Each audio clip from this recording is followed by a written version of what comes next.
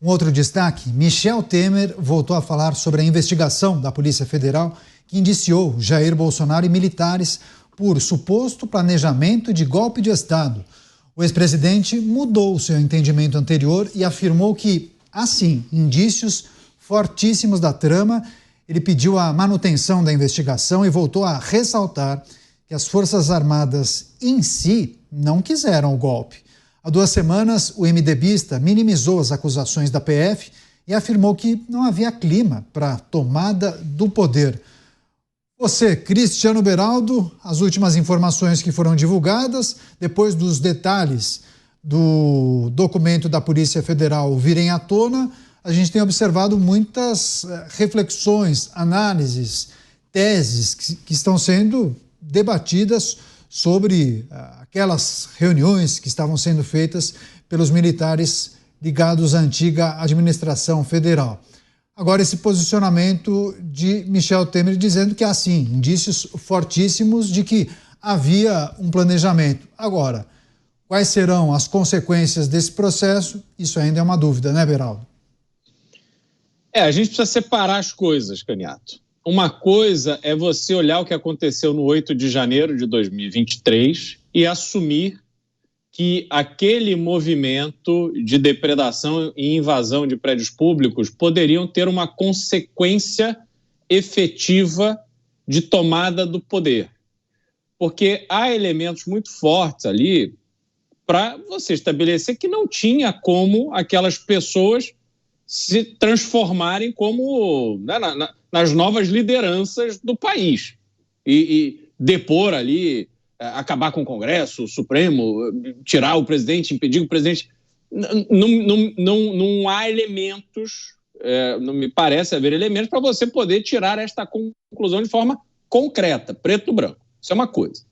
Mas, conforme a divulgação de gravações e textos ali de mensagens trocadas por pessoas que estavam dentro do Palácio do Planalto e as coisas que estavam ali sendo tramadas, isto sim coloca, né, nessa perspectiva trazida pelo ex-presidente Michel Temer, desses indícios fortíssimos de que sim, havia gente ali tramando, cogitando, planejando uma tomada do poder ou uma interrupção ali da sequência democrática normal no país.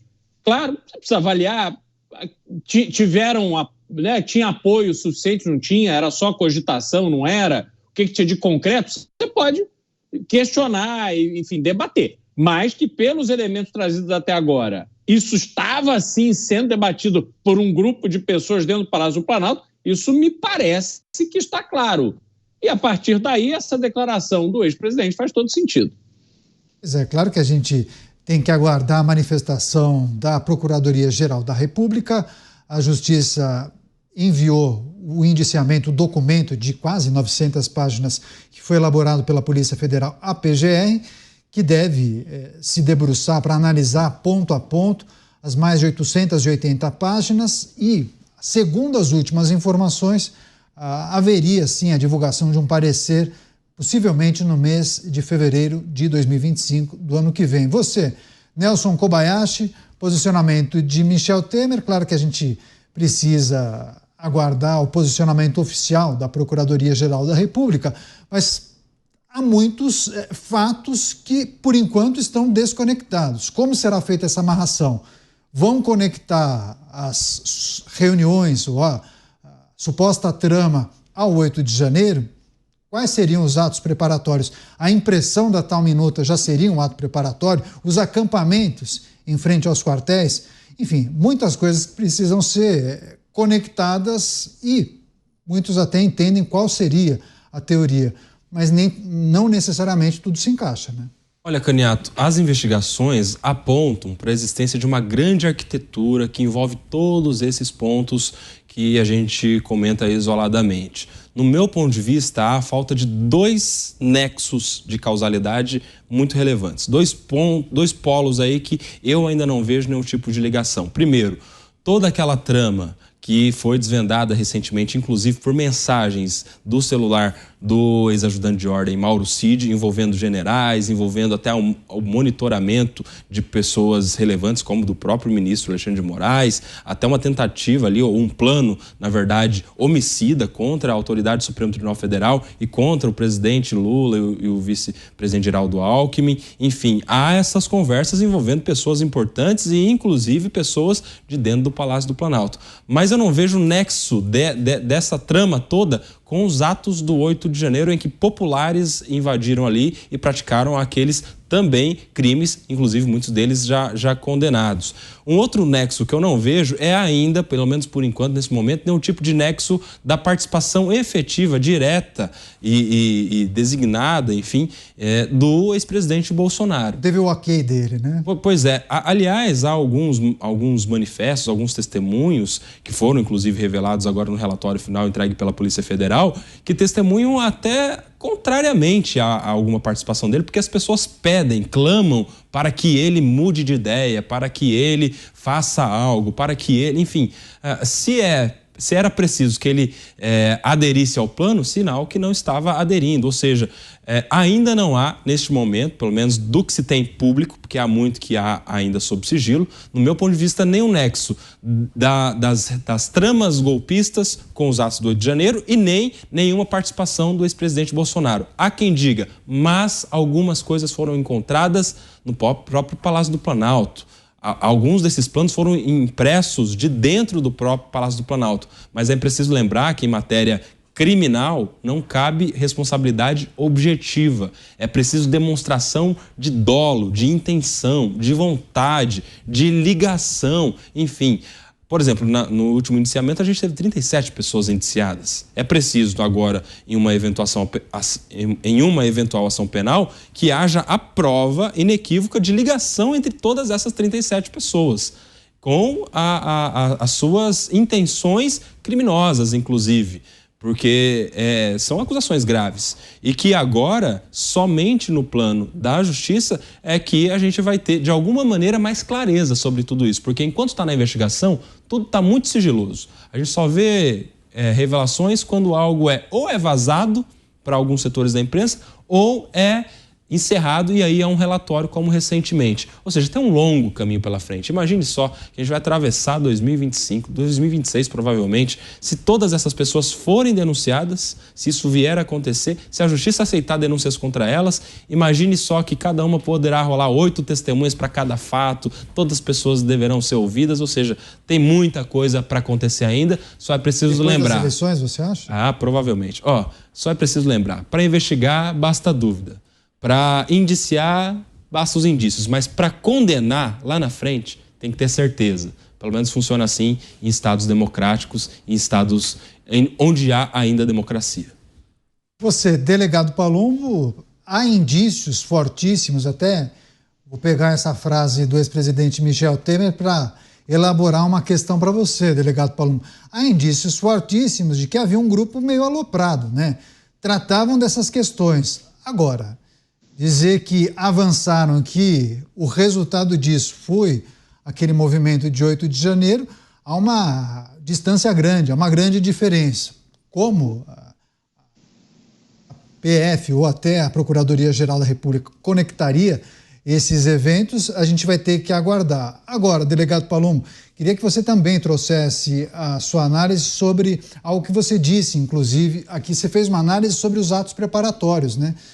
Você trouxe uma dúvida sobre se haveria condição de você comprovar que houve ou não os tais atos preparatórios. Mas eu fico pensando, a depender da maneira como cada um defende a sua tese, talvez a simples impressão de um documento já possa ser considerado um ato preparatório, ou tinha um tanque de guerra saindo do estacionamento, já é um ato preparatório.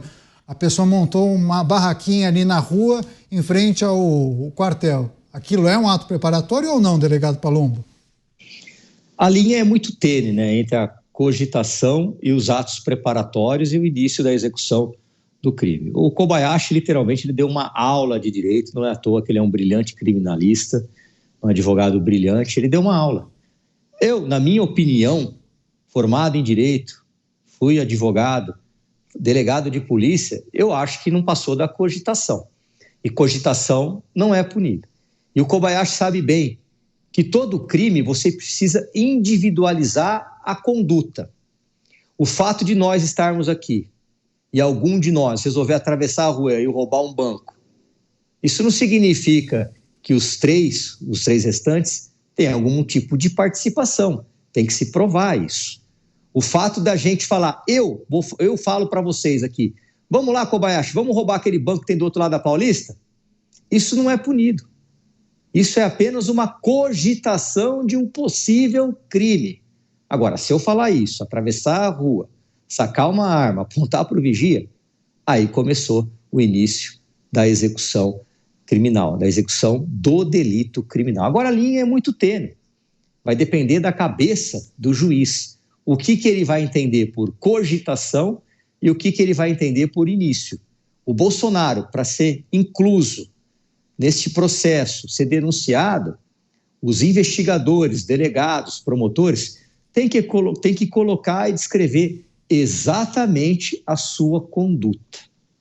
Ao que me parece, ele não deu aval para o início da execução. Ao que me parece, ele não permitiu isso. Ele não falou assim, façam o que tem que ser feito.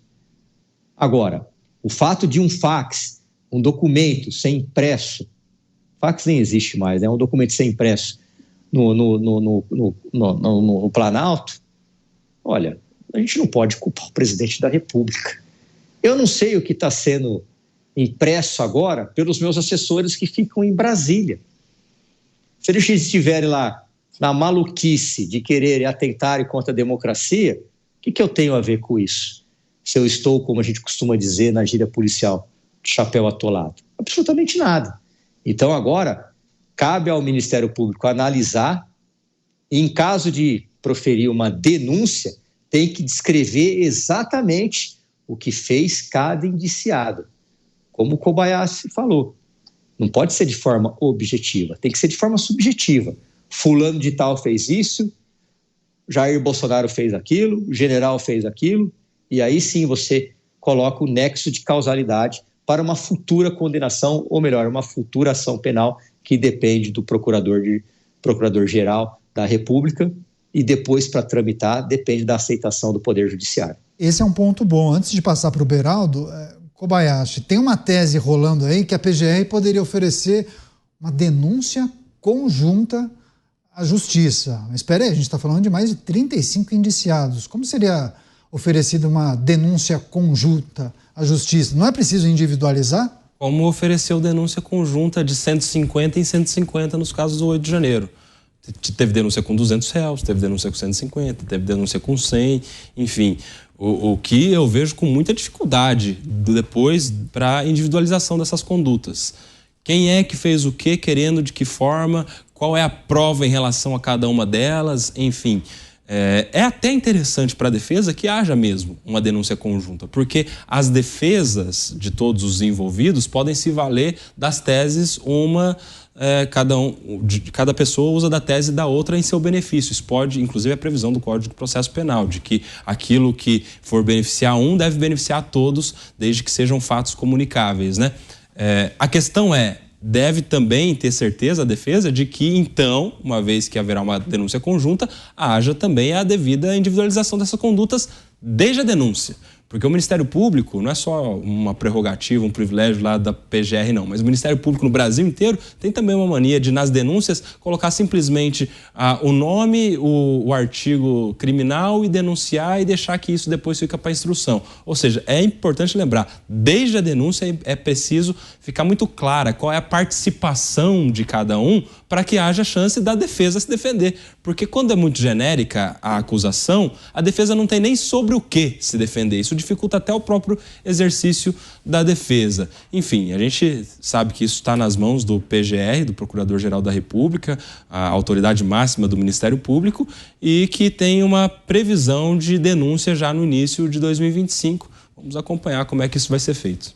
Agora, eu gostei dessa previsão do Kobayashi, Beraldo, porque ele aponta que provavelmente esse é um processo que deve ultrapassar, inclusive, as eleições de 2026. a gente vai observar algo que certamente vai consumir muito as atenções, principalmente da imprensa aqui no Brasil, que possivelmente deve contaminar o processo eleitoral, né, Beraldo? Você entende que haverá, sim, uma eleição que esses elementos deverão ser levados em consideração? Não, sem dúvida, pelo histórico do judiciário brasileiro, em casos dessa magnitude, dessa repercussão, a expectativa é de que o trâmite seja bastante demorado, ou pelo menos demorado o suficiente para que alcance as eleições de 2026. Agora, só tem um ponto que eu gostaria de trazer em relação ao que disse tanto Kobayashi quanto o delegado Palumbo sobre Jair Bolsonaro. De fato, não parece haver uma participação, orquestração por parte do então presidente da República para esse movimento. Mas eu queria destacar a importância de que um presidente da República que está no exercício do seu cargo e para ele é levado um plano dessa natureza, caberia, no meu entender, ao presidente da República decretar a prisão de quem estava envolvido nesse tipo de tramóia, porque é inadmissível para alguém que exerça o cargo de presidente da República simplesmente tomar conhecimento de que isso está sendo tramado dentro do Palácio do Planalto e dar uma resposta, não quero nada disso. Mas vem cá, essas pessoas que receberam a confiança do presidente têm este nível de liberdade para tratar desses temas, submeter à apreciação do presidente da República e, diante de uma resposta negativa, seguem as suas vidas como se nada tivesse acontecido? Ora, não é esse o tipo de atitude, o tipo de comportamento que eu espero do presidente da República. Nesse aspecto, eu vejo, sim, que há responsabilidade por parte do ex-presidente Jair Bolsonaro, que deveria ter agido de forma a zelar com vigor pela manutenção da institucionalidade brasileira e da democracia brasileira.